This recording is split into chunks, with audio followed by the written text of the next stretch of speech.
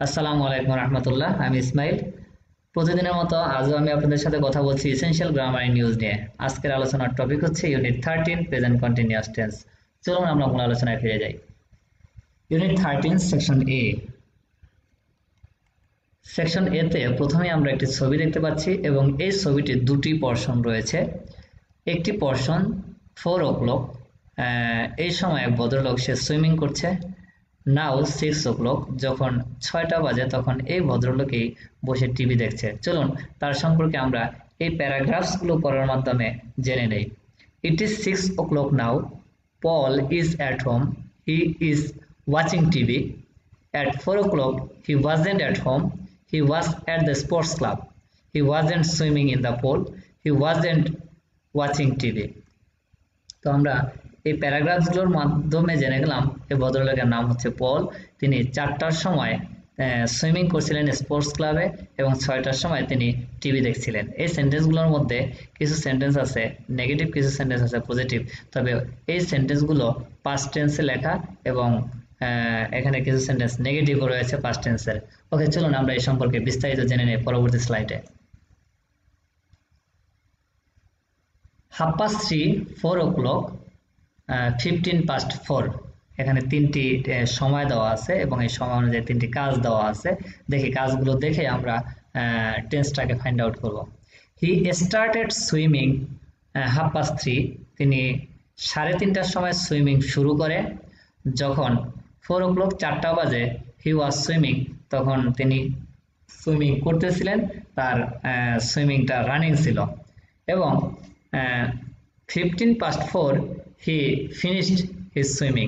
So আমরা এখানের এই ছবিগুলো দেখে খুব সহজে এবং চমৎকারভাবে বুঝে গেলাম যে কোন সিচুয়েশনে কোন সেন্টেন্সটি পাস্ট টেন্সে হবে, কোন সেন্টেন্সটি পাস্ট কন্টিনিউয়াসে হবে এবং কোন সেন্টেন্সটি আবার পাস্ট টেন্সে হবে।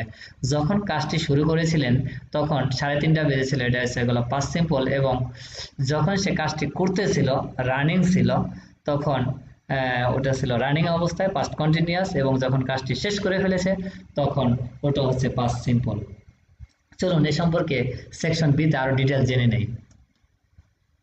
Section B, was were plus ING in the past continuous. Past continuous tense লিখতে গেলে যে কাজটি রানিং ছিল ওই কাজটি বোঝানোর জন্য আমরা ওয়াজ ওয়্যার ব্যবহার করব এবং ভার্বের আইএনজি ফর্ম ব্যবহার করব। তবে ওয়াজ ওয়্যার এর পরে ভার্বের আইএনজি বাদে অন্য কোনো ফর্ম যদি আমরা এই সেন্টেন্সগুলোতে ব্যবহার করি তখন আমাদের সেন্টেন্সগুলো অবশ্যই অশুদ্ধ হবে। তো আমাদের খেয়াল রাখতে হবে ওয়াজ ওয়্যার এর পরে ভার্বের আইএনজি ফর্ম ব্যবহার করে সেন্টেন্সগুলো কমপ্লিট করতে হবে। আই, হি, সি, ইট এর পরে ওয়াজ হয়, উই, ইউ, দে ও প্লুরালের পরে ওয়্যার হয়। এরপরে যতগুলো ভার্ব আসবে ভার্বের সবগুলোর শেষে আইএনজি যুক্ত হবে। সো আমরা এখানে পেয়ে গেলাম ওয়াজ কোথায় বসে, আই, হি, সি, ইট এর পরে ওয়াজ ব্যবহার করব। I was doing, he was watching, C was playing, it was living. এবং আমরা ওয়্যারটা ব্যবহার করব উই, ইউ, দে ও প্লুরালের সাথে। We were doing, you were watching, they were playing, এবং plural mister Jamal and Kamal were living. So এভাবে করে আমরা পজিটিভ সেন্টেন্সগুলো লিখবো পাস্ট কন্টিনিউয়াস টেন্সে। নেগেটিভ সেন্টেন্স পজিটিভের মতোই প্রথম লেখা যায়, তবে নেগেটিভ সেন্টেন্স লিখতে গেলে ওয়াজ এবং ওয়ার এর পরে একটি নট যুক্ত করে আমরা নেগেটিভ সেন্টেন্স লিখতে পারি। এবং এই ওয়াজ এবং ওয়ার এর শর্ট ফর্ম এভাবে লেখা যায় ওয়াজেন্ট, ওয়ারেন্ট। ওয়াজেন্ট লিখতে গেলে ওয়াজ এবং নট দুটি ওয়ার্ডকে একটি ওয়ার্ডে রূপান্তর করতে হয়। নট ওয়ার্ডের ও লেটারটি অমিট করে অ্যাপোস্ট্রফি যুক্ত করে এরপরে আমাদের শর্ট ফর্ম গঠন করতে হয়। ঠিক ওয়ারও একইভাবে আমরা করতে পারি। তবে নেগেটিভ সেন্টেন্সের ব্যাপারে লক্ষণীয় যে আমরা ওয়াজ ওয়ার এর পরে নট যুক্ত করব। এবং কোশ্চেন সেন্টেন্স যখন আমরা করব তখন এই ওয়াজ এবং ওয়্যার, এই ওয়াজ ওয়্যারটি ছিল মাঝখানে, এটা আমাদের শুরুতে নিয়ে আসতে হবে। আর একই ফরম্যাট যে আই, হি, সি, ইট এর আগে ওয়াজ হবে, উই, ইউ, দে এরপরে এবং প্লুরালের পরে ওয়্যার হবে। এবং ভার্বের সবসময় আইএনজি ফর্ম হবে এবং কোশ্চেন মার্ক বসিয়ে কোশ্চেন সেন্টেন্স গঠন করতে হবে। এখানে কিছু এক্সপ্রেশন দেওয়া আছে, চলুন আমরা পড়ে নেই। What were you doing at 11:30 yesterday? Were you working? তুমি গতকাল 11:30টার সময় কি করতেছিলে? তুমি কি কাজ করতেছিলে?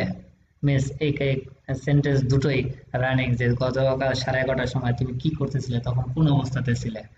ওকে, হোয়াট ডিড হি সে? সে তোমাকে কি বলেছিল? আই ডিডন্ট নো, আমি জানি না। I wasn't listening. সে গতকাল তোমায় কি বলেছিল আমি কিছুই জানি না, কারণ আমি এই কথাগুলো শুনতেছিলাম না। তোমরা যখন কথোপকথন করছিলে তখন আমি কথোপকথন গুলো শুনছিলাম না। তো এইভাবে করে নেগেটিভ এক্সপ্রেশন গুলো এখানে শো করা হয়েছে। আপনারা পড়লে আরো সহজে বুঝে যাবেন এখানে কি ব্যাপারে বা এক্সপ্রেশন কিভাবে করা যায়। সবগুলো সেন্টেন্স আপনারা পড়ে নেবেন। am is are plus ing present was were plus ing past। So আমরা ইউনিট 3 তে দেখেছিলাম যে am is are এরপরে ing ফর্ম দিয়ে প্রেজেন্ট কন্টিনিউয়াস টেন্স গঠন করতে হয়, এবং was were দিয়ে আমরা এখন দেখলাম যে পাস্ট কন্টিনিউয়াস টেন্স গঠন করতে হয়। তবে দুটোর ক্ষেত্রে একই ফর্মুলা যে am is are এর পরেও ভার্বের ing ফর্ম হবে, was were এর পরে ভার্বের ing ফর্ম হবে। সো am is are দিলে প্রেজেন্ট কন্টিনিউয়াস এবং was were এর পরে ing দিলে past continuous. Okay, present I am working now, এই মুহূর্তে আমি কাজ করছি। I was working at 10:30 last night, আমি এই মুহূর্তে এখন কাজ করছি এবং গতকাল 10:30টার সময় আমি কাজ করেছিলাম। সো যখন অতীতের কোনো সময় দেওয়া হলো এবং ওই কাজটা তখনকার রানিং বোঝাচ্ছিল, তখন ওটা হচ্ছে গেল was প্লাস ভার্বের আইএনজি ফর্ম পাস্ট কন্টিনিউয়াস, এবং যেটা বর্তমানে করছি সেটা হচ্ছে, যেমন আমি এখন ভিডিওটা ক্রিয়েট করছি, so I am making the video now, আমি এখন ভিডিও ক্রিয়েট করছি। বর্তমান যে কাজটা আমার রানিং সেটা হচ্ছে present simple am is are plus ING দিয়ে। গতকালকে যে কাজটা আমি করতেছিলাম ওই কাজটা ওয়াজ বা ওয়্যার হবে প্লাস আইএনজি দিয়ে আমাকে করতে হবে, এবং আপনারা এই এক্সপ্রেশন গুলো করে আপনাদের মতো করে কনভার্ট করতে পারবেন। আমরা ইউনিট 13 আলোচনা এখানে শেষ করলাম। এখন আমরা চলে যাব দেখি কিভাবে এক্সারসাইজ গুলো করা যায়। 13.1 look at the picture, where were these people at 3 o'clock yesterday afternoon and they what were they doing, write 2 sentences for each pictures।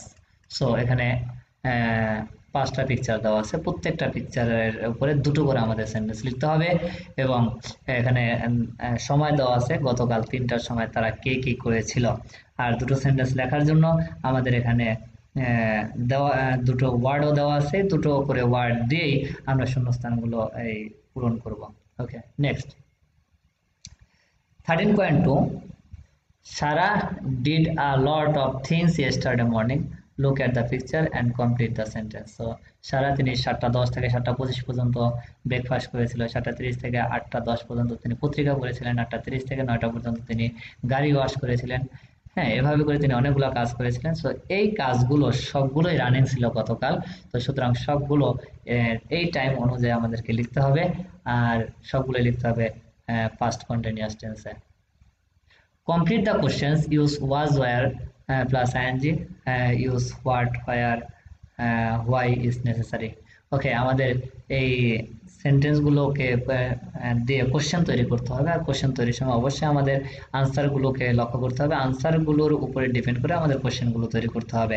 আর সেক্ষেত্রে ওয়াজ ওয়্যার ব্যবহার করব আমরা, এবং সাথে আইএনজি ফর্ম ব্যবহার করব, এবং যদি কখনো দরকার হয় যে বড় কোনো আনসার এখানে দেওয়া আছে, ইনফরমেটিভ আনসার দেওয়া আছে, তখন তার উপরে হোয়াট হোয়েন হোয়াই ব্যবহার করব, এরপরে আমরা ওয়াজ ওয়্যার ব্যবহার করব, ভার্বের আইএনজি ফর্ম ব্যবহার করব, এরপরে আমরা বাকি অংশ লিখে আমরা সেই শূন্যস্থানগুলো পূরণ করব।